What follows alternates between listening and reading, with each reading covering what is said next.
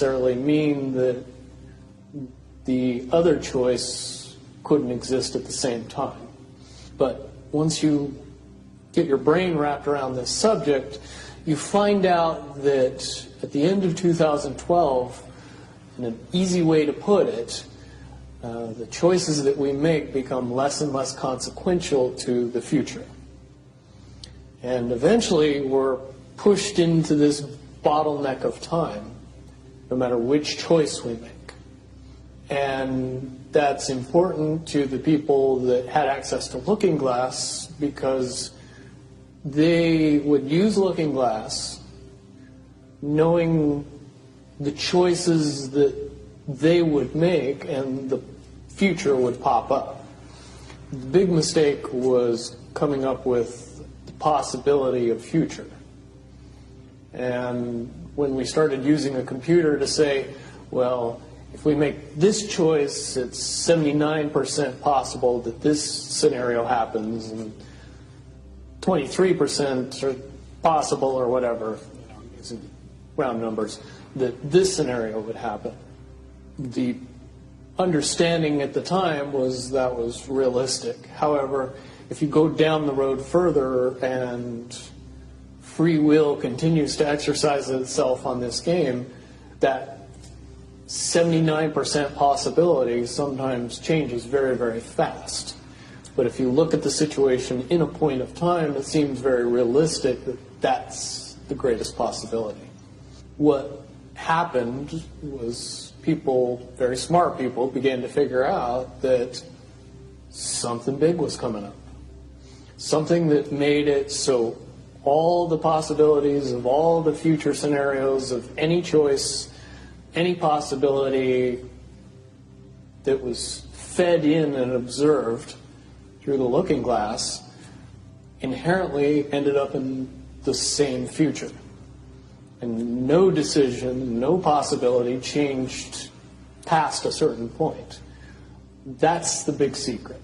All possible timelines lead to the same basic set of history in the future. That is what sends everybody that has all of the information, that knows everything, into a blind panic. The people that know everything about Looking Glass, that have gotten all the reports and all the information, the elites of the world, probably figured out that that was the end of the game, and nothing could be manipulated beyond that point. When I was in the military, it would have been before '97 when I got in trouble. One of my particular areas that I was amazingly intuitive about is problem solving / mission planning, or more specifically, taking a bad mission and fixing it. Certainly knowing how string theory and possible futures works makes it so you can work your mind very quickly to see the reality of what's happening and decide what decisions need to be made to change it for a particular outcome. At a certain point, after they're done hearing the computer tell them this is what's going to happen over and over and over and over again, all they become focused on is, how do we fix it? What I do know is that I was called in and asked to solve this problem, this timeline contraction problem.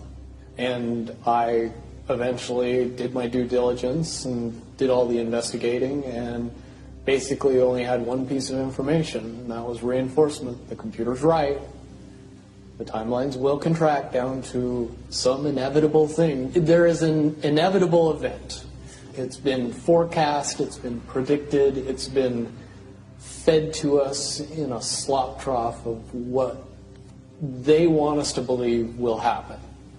They don't actually have control over what happens. They only have control over the reaction, and it seems that no matter what they try to do to cause their desired reaction, it's going to have an opposite effect. Much, much easier for me to explain today what that process is as opposed to back then. If I had to give it a name, I would say it's the awakening process.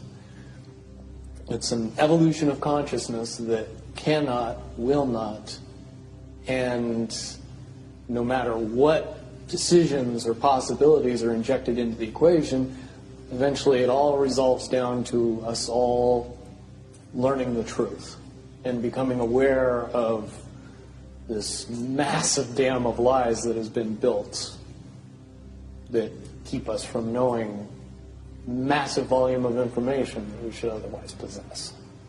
Essentially what happened with Looking Glass, not only did they not want people to use it anymore because they knew it was just going to burp out the same thing, but at the same time they didn't want anybody else to know what it was saying. I'm sure. Because that information was a monumental concern when I was in the military about how to prevent this inevitability. Now, at first I thought it was end of the world. Now I see end of the world as end of their world. The biggest cherry on top of all this conversation would be a synopsis to say that if I could convince everybody out there that for all intents and purposes, what we believe to be true eventually becomes true. If somebody convinces us that a major disaster is going to happen in the very near future, a major disaster happens in the very near future. If we don't buy into that fear and accept that there's really nothing that we know is going to happen, and accept of whatever happens, that makes the convergence of the timelines happen as naturally as possible. Any attempts to try to go away from this one inevitable conclusion, I again see as a new beginning, an end of this reality, the beginning of something that we can't even possibly understand based on the level of our beliefs currently. But when all that information comes flooding out, there's going to be no denying what's true and what's a lie or what's illusion. Basically what we're experiencing right now is two master chess players sitting at the board. And one of them looks down at the board and sees that he's in checkmate in 7 moves. And he looks across at his opponent and he knows that his opponent sees it too. So there's no getting out of it.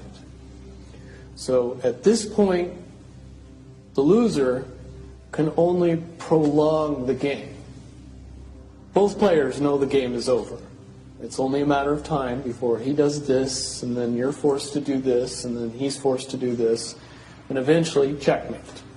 We, as a race, if we could understand that the game is over, that based on the rules of the game, the bad guys have already lost, the good guys have already won.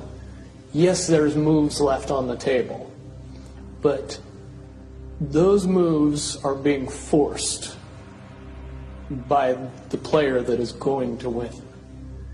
The only way that checkmate can't happen is if the player that's winning makes a mistake. But from all of the information that I've gathered, all of the information that's been given, all of the information that's been vetted to me, it seems pretty obvious that the good guy player on the side of the chessboard knows exactly what has to be done to win the game. And so at this point, any mistake would be all but impossible.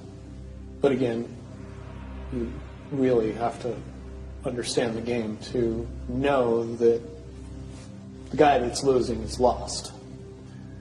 And I'm sure most people sitting watching a chess match between two advanced chess players know the game's over long after the two players know it's over. Because they can't see the board and see that there's only 7 moves left.